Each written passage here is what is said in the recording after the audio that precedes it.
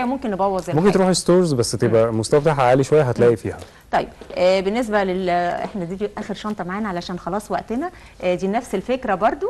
اوكي. دي شغل باتش وورك، الورده مقصوصه، دي مش مرسومه، دي نفس نوع الجلد البي في سي وملزوقه عليها. ده شغل جدل بغرزه اسمها غرزه بطانيه اللي على الطرف ده. اوكي. انا كمان عاجبني قوي الماتشنج بين اللونين، الاورنج التحفه او انا مش عارفه ده اللون بتاعه مع الاسود حلو قوي. فانا بشكرك جدا جدا، بشكرك حبيبه قلبي، شكرا. الحقيقه مجموعه حلوه قوي، مجموعه مميزه جدا جدا. انا كمان عاجبني قوي يا استاذ محمد ان انت طموحك واسع جدا. بحب الشباب ان هم عندهم كده طموح يوصلوا لاعلى حاجه، وجميل قوي انت بتقول كمان ارفع اسم مصر. يا رب كل شبابنا يبقى دي من اهدافهم. في النهايه انا بشكر جدا الاستاذ محمد مصطفى، مصمم منتجات جلديه، وان شاء الله تقدم وازدهار باذن الله.